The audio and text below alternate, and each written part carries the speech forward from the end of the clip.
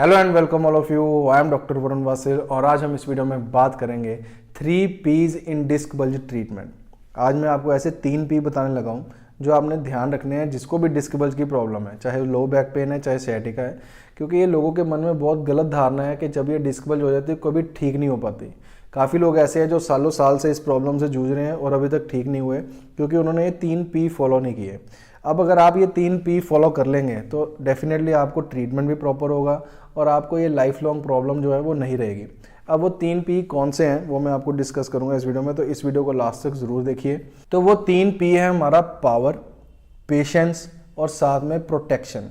अब ये कैसे कैसे हमारे डिस्क बल्ज के बाद ये हमें कैसे कैसे फॉलो करना है वो मैं आपको बताता हूँ। सबसे पहले चलते हैं पावर की तरफ। अब पावर में हमने क्या करना है, जब भी हमें डिस्क बल्ज होती है तो एक तो उसने नर्व को कंप्रेशन देनी होती है। कई लोग जो लो बैक पेन होती है उसमें जो चलो नर्व कंप्रेशन नहीं होती, पर जिनकी लेग में पेन जाता है इसका मतलब नर्व कंप्रेशन है। अब उन्होंने ध्यान रखना है अपने पावर का, जो हमारे फुट का पावर होता है। क्योंकि फुट ड्रॉप जब किसी को हो जाता है तो फुट ड्रॉप होने की वजह से मतलब उसका जो पावर था वो डॉर्सीफ्लेक्सर्स का, जिससे डॉर्सीफ्लेक्शन मतलब हम एंकल को जो अपनी तरफ खींचते हैं उसको डॉर्सीफ्लेक्शन बोलते हैं। अगर डॉर्सीफ्लेक्सर्स वीक हो जाते हैं तो फुट ड्रॉप हो जाता है। सबसे पहले शुरुआत होती है हमारा जो ग्रेट टो होता है, जो बड़ा टो होता है वो नीचे को रहता है, वो ऊपर नहीं उठ पाता। इसका मतलब होता है कि कहीं ना कहीं नर्व कंप्रेशन इतनी सीवियर हो चुकी है कि वो हमारा जो वीकनेस है, मसल्स इतने वीक कर रही है प्रेशर की वजह से, तो वो हमारा जो टो है वो उठ नहीं पा रहा। तो एक तो होता है सेंसरी, एक होता है मोटर। अगर सेंसरी नर्व्स को मतलब सेंसरी आपको सिम्टम आ रहे हैं, जैसे नर्व कंप्रेशन की वजह से नमनेस हो गई, टिंगलिंग हो गई, बर्निंग हो गई, वो तो काम चलता है, उसमें इतनी कोई घबराने वाली बात नहीं।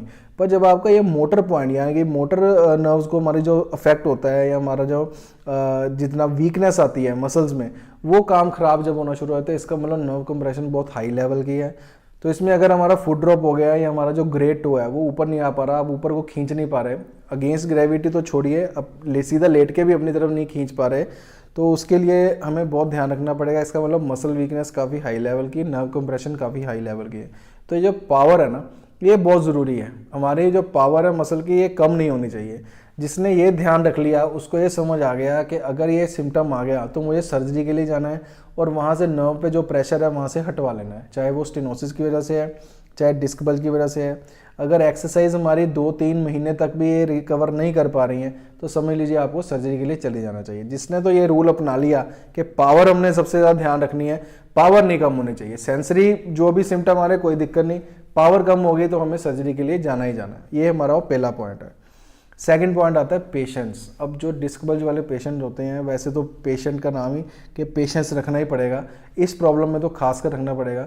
जिसने तो पेशेंस रख ली, क्योंकि इसमें ना स्टेप बाय स्टेप काफ़ी चीज़ें आती हैं।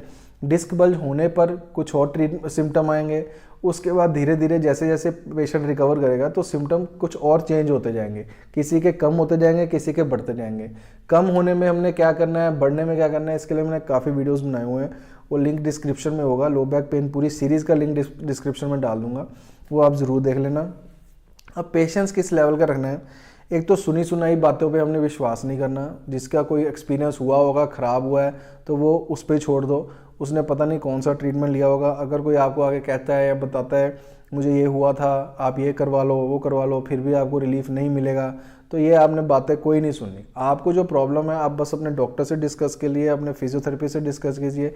जैसे वो आपको ट्रीटमेंट बता रहे हैं आप वैसा वैसा करते जाइए। बाकी हमारे वीडियोज़ तो हैं ही हैं, वो आपको नॉलेज तो देंगे ही। तो किसी की बात पे हमने ध्यान नहीं देना। हर एक का एक्सपीरियंस अलग होता है, हर एक की प्रॉब्लम डिफरेंट होती है। पेशेंस हमने ये रखना है कि इसका ट्रीटमेंट ज़रूर है, चाहे वो हमारा मेडिसिन में है चाहे एक्सरसाइज है। क्योंकि ये मैकेनिकल प्रॉब्लम है तो एक्सरसाइज तो इसका सबसे बड़ा ट्रीटमेंट है ही है।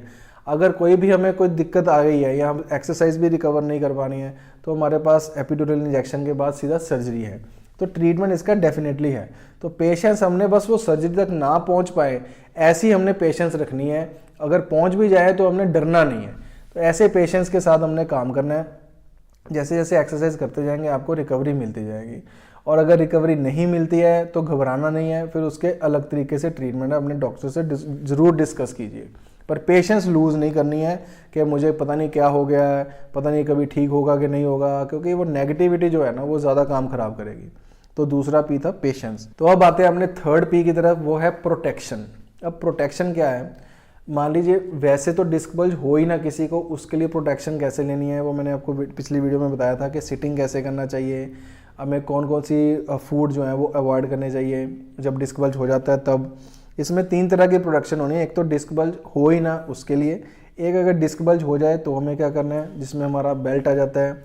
और प्रोटेक्शन में क्या आता है, अपने लेटने उठने का ध्यान रखना है, कब वेट उठाना है कब नहीं उठाना है। एक होता है पोस्ट ट्रीटमेंट, यानी कि जब डिस्क बल्ज ठीक हो गया उसके बाद हमने क्या क्या प्रिकॉशंस रखनी है, क्या क्या प्रोटेक्शंस उसको देनी है, ताकि वो जो एनुलर रिंग्स हैं वो हील होते जाएं और डिस्क जो है वो बार बार मूव ना करे, बाहर की ओर ना जाए। उसमें प्रोटेक्शन में क्या आएगा, एक तो अपना जो स्टेबिलिटी सिस्टम है, कोर स्टेबिलिटी सिस्टम है, उसको एक्टिवेट करना है जब हम ठीक हो जाते हैं। उसके बाद अपने फिजियो से मिलिए और उनको पूछिए कि अब मैं स्ट्रेंथनिंग एक्सरसाइज कर सकता हूँ, क्योंकि पहला फोकस होता है हमारा नर्व कंप्रेशन को ठीक करना, जिसमें हमारी नर्व में पेन जा रही है उसको पहले ठीक करना है। अगर हमने उस टाइम पे स्ट्रेंथनिंग शुरू कर दिया तो वो क्या होगा, मसल और टाइट हो जाएगा। हम तो टाइटनेस को ठीक कर रहे हैं, तो पहले कंप्रेशन ठीक करवा लीजिए, उसके बाद आप ये स्ट्रेंथनिंग प्रोटोकॉल शुरू करिए। ये होगी प्रोटेक्शन। जब कोर अच्छा रहेगा तो वो प्रोटेक्ट करेगा हमारे स्टेबिलिटी को। सेकंड आएगा, अगर हमें कहीं पे भी ट्रैवल करना पड़ रहा है तो लंबोसेक्रल बेल्ट मैंने पिछले वीडियो में बताया था, वो हो गई आपकी प्रोटेक्शन। ये आपका कहाँ पे भी झटके लगने हैं ना तो आप अपनी बेल्ट लगा लीजिए, क्योंकि आपके कोर इतने स्ट्रांग नहीं है कि इतनी ज़्यादा होल्ड उसको कर सके, इतनी स्टेबिलिटी दे सकें ऐसे झटकों के लिए। और बार बार वेट उठाना, बेंडिंग एक्टिविटीज़ जो आपका प्रोफेशन के अकॉर्डिंग होती हैं उसको हमने ध्यान में रखना है। अगर ज़्यादा सिटिंग है तो उसको भी अवॉइड करना है। तो इस तरह की प्रोटेक्शन लेनी है हमने 3 स्टेप पे। एक डिस्क बल्ज होना उसके लिए, एक हो जाए तब क्या करना है वो वीडियो मैंने बनाया हुआ, डिस्क्रिप्शन में लिंक होगा। और थर्ड, पोस्ट ट्रीटमेंट हमने क्या क्या चीज़ों का ध्यान रखना है। तो जिसने ये 3 P अच्छे से अपने संभाल लिए तो उसका डिस्क बल्ज का ट्रीटमेंट 100% अच्छा होगा, उसको आगे जाके भी रिजल्ट अच्छे मिलेंगे और वो सारी एक्टिविटीज़ अपनी कर पाएगा जो वो चाहता है।